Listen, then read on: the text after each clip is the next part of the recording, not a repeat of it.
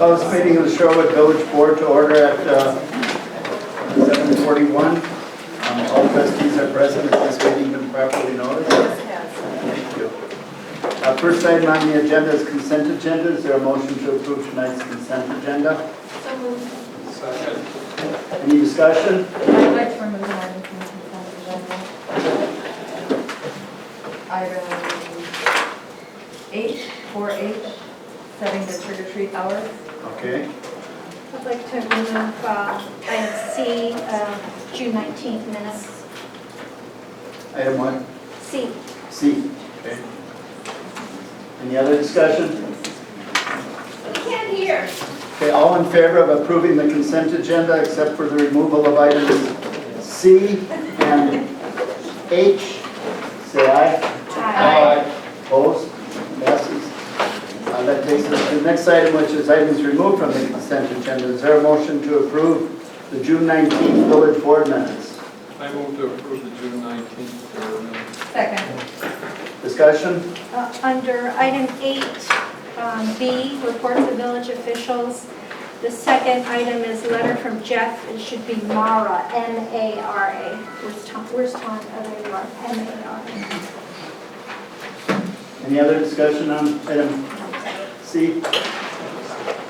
Seeing none, all in favor of approving the minutes of June 19th with the correction, say aye. Aye. Opposed? Passes. That takes us to item 4H on the consent agenda, setting the 2017 trick-or-treat hours. I'd like to recommend that we defer this to later in the meeting after we have heard the public comments for the two major agenda items Okay. today. All right. So if we could discuss this after, we can move this to, We could do it during reports. how about preceding reports of village officials? Right. Okay. Okay. So is everybody in favor of moving that to later in the evening? Would be good. Okay. I don't know if that's a motion. Moving trick or treats later? Yeah, we'll do it tonight. Yeah. Okay. That takes us to item 6 on the agenda. This is citizens to be heard. This item is for matters that are not on this evening's agenda. Discussion may follow comment on non-agenda items, or discussion action may come at future meetings. Is there anybody who wishes to be heard on non-agenda items this evening? Seeing none, we'll move on to item 7, new business, 7A, public safety, 7A1, consideration of resolution 2017-08 for justice and dignity. Trustee Bachhorst. Okay, thank you.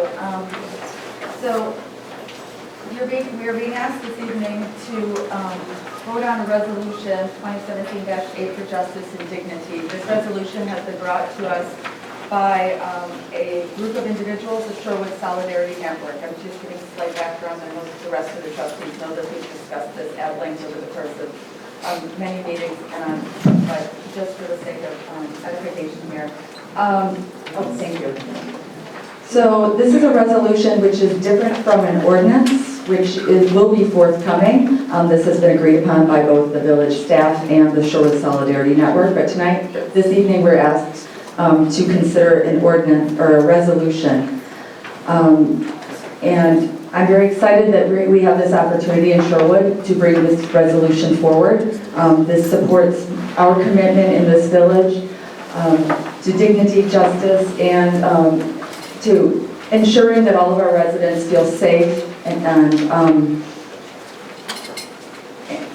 sorry. So I'm going to make a motion, I think, first, because there might be some discussion on this. I will make a motion, and you're going to have to help me out with this, David. So I'm going to make a motion so that the rest of the individuals here can discuss this. Hold on a second, I'm looking for my language. I move to adopt the resolution for justice and dignity with amendments provided by Trustee Amanda. Would she have to just amend the motion, or should I make? Yeah, that's right, too, I suppose. Do you add to the main motion just a little language that they discussed in the committee? Okay, with the following amendments. Okay, the third whereas clause, The second sentence starts, this declaration codifies. Okay, and the third whereas clause, the second sentence states, this declaration codifies, and we wanted to, the committee agreed to change that word to reaffirms in the place of codifies.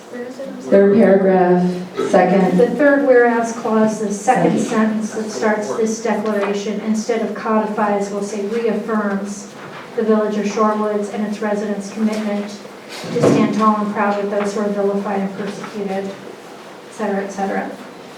And in the second, be it resolved, that's more like this.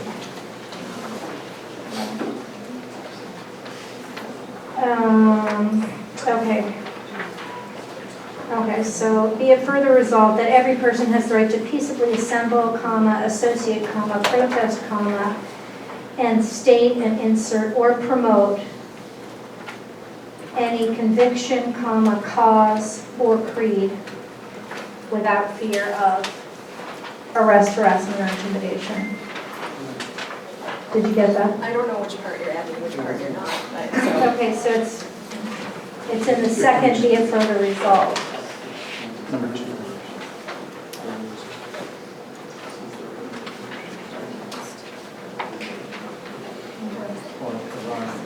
So it should read, I know, it should read, has the right to peaceably assemble, associate, protest, and state, and then insert or promote any conviction, cause, or creed, and then starting without fear of.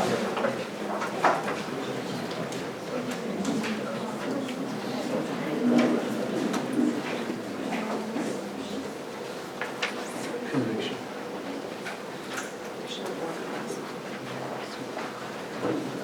Conviction, cause, or creed.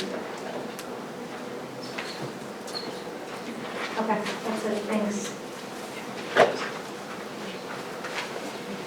Is there a second? Second.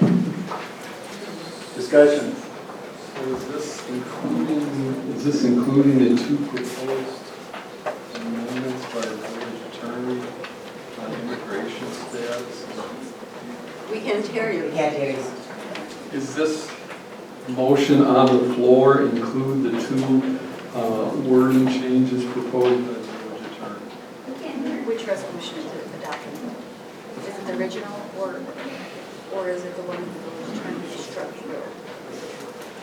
It is the one, I'll defer to the authors, but the short answer is in sections 3 and 6, the version that you're voting on does include the phrase immigration status in 3 and 6. Correct. Does that answer your question? Okay. Yes, that's.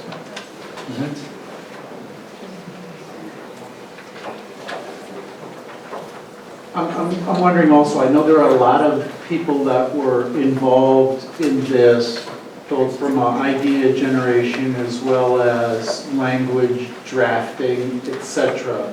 I'd be interested in hearing, I don't know if there's a central person or a leader, so I'd like to hear from somebody else in the group on their comments.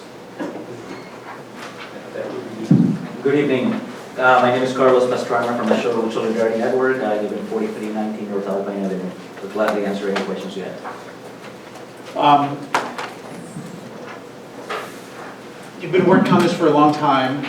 There's a lot of people here that are very interested, and I think some of those people are sitting here at the board that are also very interested in completing this work.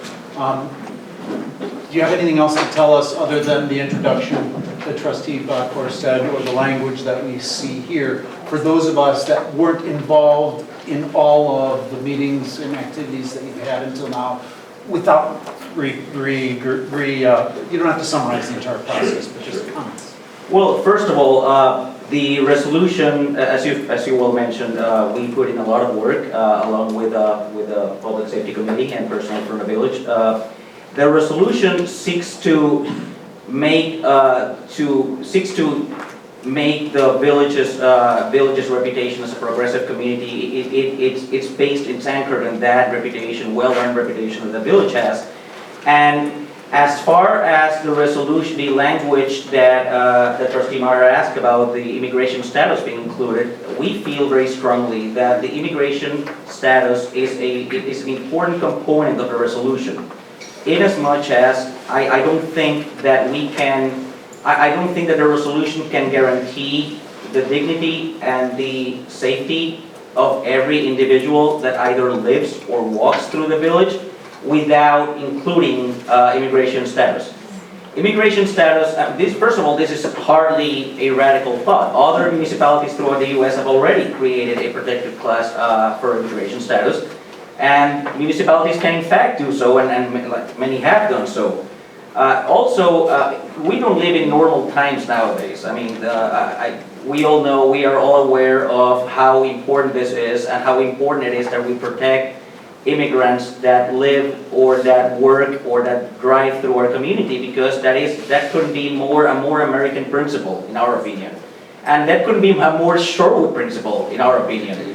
So that's why we think and we urge you very strongly that you consider the resolution as it is right now, as you have it in front of you, because only that resolution is complete, and only that resolution fully guarantees the dignity of everybody. Now, just to me, I imagine that some of you might have the concern of exposure or liability being created for the village. I'm an attorney. I traffic and deal in exposure for my clients. Our interest in drafting this resolution was in fact to protect the village from exposure and liability. Many municipalities in the U.S. have been sued because they have helped ICE do its work, which they're constitutionally not supposed or not forced to do their work. And they have been sued when they have violated constitutional provisions, and they have been found liable. So in a sense, this resolution also protects the village from exposure, because it only guarantees that the village will do its bare minimum under the law to further, as far as enforcement of immigration laws. And again, like Trustee Buckhurst mentioned, I think it's Trustee Buckhurst, it's a resolution, it's not an ordinance. The ordinance is something that we're going to look forward to working on in the future. If you have any questions, I'll gladly address them. Thank you.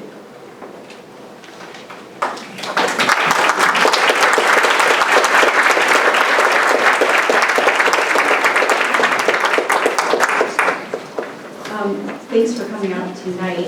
I did read over the attorney's opinion in the staff memo.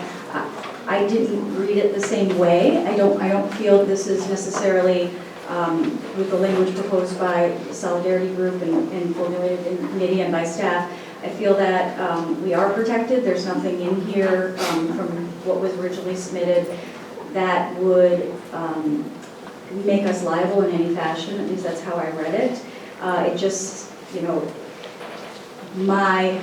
I'm very grateful that this was brought forward to us. And that it was included in here were other things than just the solidarity, whatever it was called the first time, just immigration status. I like the fact that when I got on the board about 1.5 years ago, I read all the policies. And although we have 2 that I found that are on the books about discrimination in our community, they were basically just restating what the federal laws say. This is to me, talking with the residents in some of the groups in the back room of my shop. Basically, this represents the Village of Shorewood's first resolution put forward that I could find that explains our values for human beings, and it's a first step. It's high level. It discusses, you manage to keep in the real estate practices, you manage to keep in the businesses that may be discriminating. I'm very excited that you did that. You were capable of getting it to board with that language.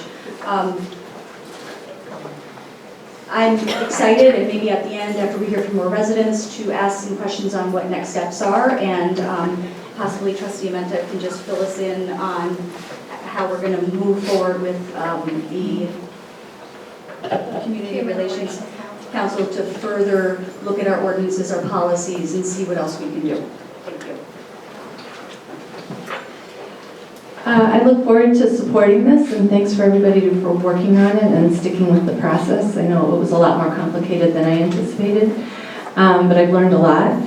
I guess I would like to hear, because we did receive the memo from Nathan Baer on the legal opinion, I'd just like to hear a little bit more about that, if possible, but I look forward to voting for this tonight.